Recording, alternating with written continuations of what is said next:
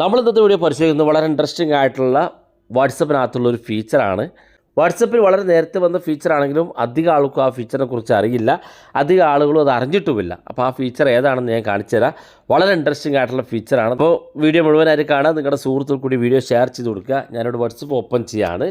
WhatsApp open ചെയ്ത് ഏതെങ്കിലും ഒരു വ്യക്തിയുടെ പ്രൊഫൈൽ ഇതുപോലെ ഓപ്പൺ ചെയ്യുക. പ്രൊഫൈൽ ഓപ്പൺ ചെയ്ത ശേഷം നിങ്ങൾ അയാൾക്ക് എന്തെങ്കിലും ഒരു വിസിറ്റ് കാർഡോ അല്ലെങ്കിൽ നിങ്ങളുടെ മറ്റേതെങ്കിലും ബാങ്ക് കാർഡോ ഒക്കെ നിങ്ങൾ അയാൾക്ക് അയച്ചു കൊടുക്കുന്നുണ്ടെന്നുണ്ടെങ്കിൽ അയാൾക്ക് നമ്മൾ സാധാരണ ഒരു സ്കാൻ ചെയ്താണ് അയച്ചു കൊടുക്കുക. കാരണം നമ്മളിപ്പോൾ ഏതെങ്കിലും ഒരു ഫയൽ സ്കാൻ ചെയ്ത് അയച്ചു കൊടുക്കും. നിങ്ങൾക്ക് നിങ്ങളുടെ കയ്യിലുള്ള ഏതെങ്കിലും ഒരു ഫയലോ അല്ലെങ്കിൽ എന്തെങ്കിലും ഒരു മെഡിക്കൽ റിസൾട്ടോ ഒക്കെ നിങ്ങൾ അയച്ചു കൊടുക്കുകയാണെന്നുണ്ടെങ്കിൽ നിങ്ങൾക്ക് ആദ്യം നിങ്ങൾക്ക് ഏതെങ്കിലും ഒരു സ്കാനർ ആപ്പ് ഉപയോഗിച്ച് അത് സ്കാൻ ചെയ്യണം. അതിനുശേഷം നിങ്ങൾക്ക് വാട്സപ്പ് ഓപ്പൺ ചെയ്ത് അയാൾക്ക് അയച്ചു കൊടുക്കണം. ഇനി അതിൻ്റെ ആവശ്യമില്ല. അയച്ചു കൊടുക്കുമ്പോൾ തന്നെ വാട്സപ്പിനകത്ത് ഒരു സ്കാനർ ഫീച്ചർ എത്തിയിട്ടുണ്ട്. അപ്പോൾ വാട്സപ്പ് ഇതുപോലെ ഓപ്പൺ ചെയ്ത വ്യക്തിയെ നിങ്ങൾ ആർക്കാണ് അയച്ചു കൊടുക്കുന്നതെങ്കിൽ ആ വ്യക്തി ഇതുപോലെ ഓപ്പൺ ചെയ്യുക. ഇവിടെ താഴെ കാണുന്ന ഭാഗത്തുള്ള ഈ ഇമേജ് ഷെയർ ചെയ്യാനുള്ള ഈ ബട്ടണിലൊന്ന് ക്ലിക്ക് ചെയ്ത് കൊടുക്കുക.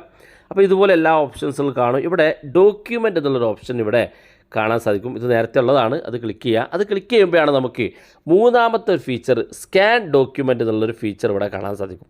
നമ്മളത് ക്ലിക്ക് ചെയ്ത് കഴിഞ്ഞാൽ ഇതുപോലെ ഓപ്പൺ ആയിട്ട് വരും. ഇവിടെ നിങ്ങളുടെ ക്യാമറ എവിടെയാണോ അല്ലെങ്കിൽ ഏത് ഫയലാണോ, ഇപ്പോൾ ഞാനിവിടെ ജസ്റ്റ് ഒരു നോട്ടീസ് എടുത്തിട്ടുണ്ട്. ഈ നോട്ടീസ് ഇതാണെന്ന് കാണാൻ സാധിക്കും. നോട്ടീസ് നേരെ സ്കാനർ ആ ലൈന് കൃത്യമായിട്ട് വരുന്നുണ്ട്.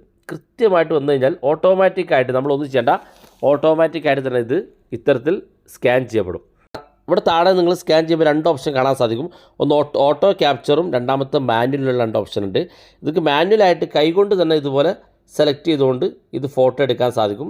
ഓട്ടോ ക്യാപ്ചർ എന്നുള്ള ഭാഗത്തേക്ക് ആക്കുകയാണെന്നുണ്ടെങ്കിൽ ഓട്ടോമാറ്റിക്കായിട്ട് ഇത് സ്കാൻ ചെയ്തോളും.